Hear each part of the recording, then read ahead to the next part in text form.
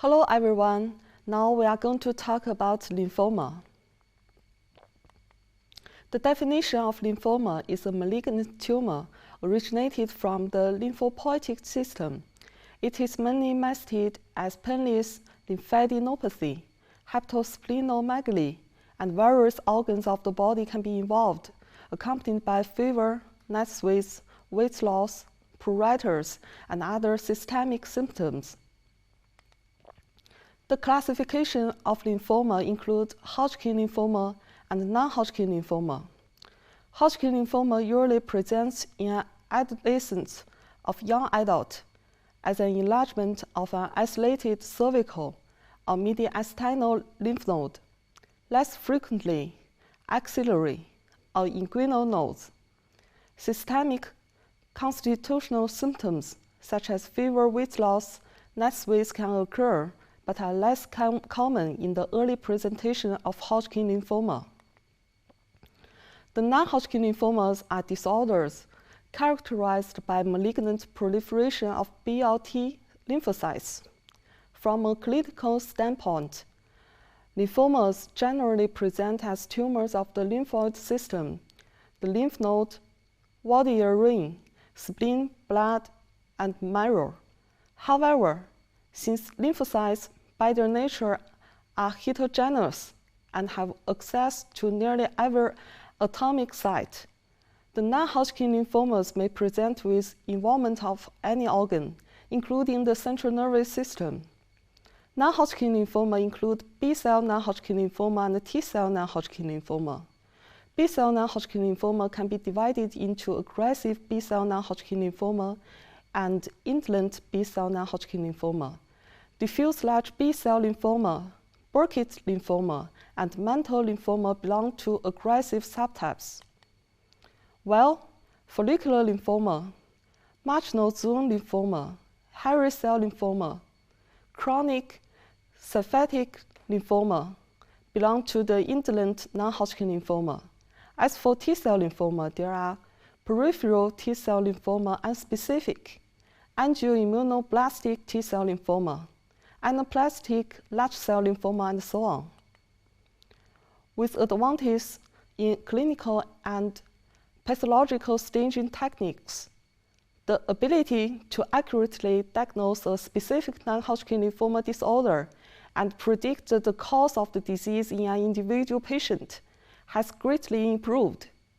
It has also made it possible to plan an optimal course of treatment. Now, let's talk about Hodgkin lymphoma first. Hodgkin lymphoma is about 40% of adult lymphoma, less common than non-Hodgkin lymphoma. There is more male cases than female cases. Hodgkin lymphoma is more common in the Western country. The incidence is about 25%, while in China, the incidence is about 8 to 11%. The age distribution is bimodal pattern. The first peak is 15 to 30 years old, and the second peak is more than 55 years old. The incidence of Hodgkin lymphoma has been linked to several factors, including environmental cytostatus, infectious agents, and genetic propensity. Hodgkin lymphoma is slightly more common in men and has occurred as clustered cases in families, communities, and schools, suggesting an infectious component. It is also more common in developed countries. Patients who have had infectious mononucleosis or have a positive test for prior EBV infection have a threefold increased risk for developing the disease. There is also an increased incidence in individuals with occupational chemical exposures or immune deficiency. The putative malignant cell in Hodgkin lymphoma is the red Sternberg cell. It is a large, frequently binucleate cell that more closely resembles a macrophage-like cell than a lymphocyte. The relative number of red Sternberg cells may vary, but they should always comprise less than 2% of the apparent tumor load. In some cases, only a very careful search will reveal the presence of these cells, without which the diagnosis cannot be made with certainty. Red Sternberg cells have been difficult to study because they are present in such small numbers and are difficult to separate from the surrounding infiltrate of reactive cells.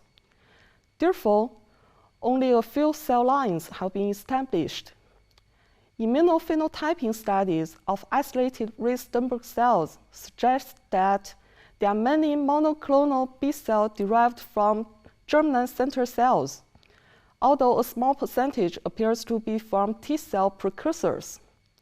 They lack many of the surface antigen, typical of B or T cells, expressing instead a number of unusual antigens, for example, CD30, CD15, CD70, TARC, and IRF4. In addition, despite immunoglobulin gene arrangements compatible with B cell region, red Sternberg cells do not transcribe immunoglobulin. Despite many years of study, the mechanism by which red Sternberg cells arise and their process role in the malignant process remain obscure. As with other lymphomas, there appears to be a primary failure in the normal apoptotic process, not an increase in proliferation. In classic Hodgkin lymphomas, EBV can be isolated from the red Sternberg cell in approximately 50% of the cases. And the incidence of Hodgkin lymphoma in patients with a past history of infectious mononucleosis is higher than EBV-naive subjects. However, although there is evidence for early integration of EBV DNA in the malignant process, an etiological role for EBV infection has not been proven. Largely, Hodgkin lymphoma was divided into the nodular lymphocyte predominant Hodgkin lymphoma and classical Hodgkin lymphoma, which include lymphocyte-rich lymphoma, nodular sclerosis lymphoma, mixed cellularity lymphoma, and lymphocyte-depleted lymphoma. Nodule lymphocyte predominant Hodgkin lymphoma present with 4 to 5%, which indicate good prognosis. Lymphocyte-rich subtype is about 5 to 10%. There are abundant mature lymphocytes. A few classical red Sternberg cells can be seen. The prognosis is very good. Nodular sclerosis subtype is the most common one, which is about 60 to 80%. We can see predominant fibrosis, mature lymphocytes, and red Sternberg cells present, usually with excellent prognosis. The next one is mixed cellularity subtype, which is about 15 to 30%. The name has the answer. There are more than one cell, including mature lymphocytes and red Sternberg cells, eosinophils, plasma cells, and histiocytes. The last subtype is lymphocyte-depleted subtype. It is less than 1%, predominantly large, poorly differentiated cells. It is the most aggressive and with poorest survival. Patients with Hodgkin lymphoma usually present with asymptomatic lymphadenopathy in the cervical, axillary, and mediastinal nodes. Unlike non-Hodgkin lymphoma, it arises in a single site and then spreads along the lymphoduct. Less than 1/3 patients have bin symptoms. Some patients have pruritus due to the infiltration of the skin. When the lymph node is superficial, the diagnosis can be confirmed by fine needle aspiration, showing the presence of classic red Sternberg cells among a population of small lymphocytes, all within a granulomatous reaction. In general, however, a surgical lymph node biopsy is far preferable. Except for the biopsy, the following tests should also be done. The complete blood cell test. If there is anemia, or lymphopenia may indicate poor prognosis. High level of LDH may also indicate poor prognosis. Hepatorenal function should also be done before chemotherapy. Chest X-ray is helpful to identify the medial intestinal mass. CT or PET-CT scan will be necessary for staging. Buccal usually suggest poor prognosis. Although the causes of Hodgkin lymphoma still remains largely unknown, advances in chemo and radiotherapy have converted this previously lethal disease to one that is highly curable. Nowadays, 85 to 90% Hodgkin lymphoma cases are curable. So the treatment aim was to gain more cure with lowest side effects.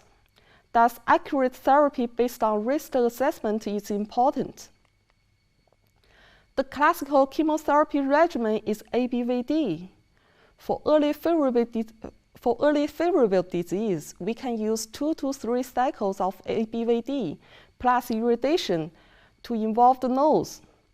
For early unfavorable disease, 4 cycles of ABVD plus radiotherapy. For advanced disease, 6 to 8 cycles of ABVD, MOPP, plus involved field radiation therapy, or Stanford 5, or BCOP plus target radiotherapy. For salvage therapy, we can choose high-dose chemotherapy followed by autologous hematopoietic stem cell transplantation. That's all. Thank you, guys.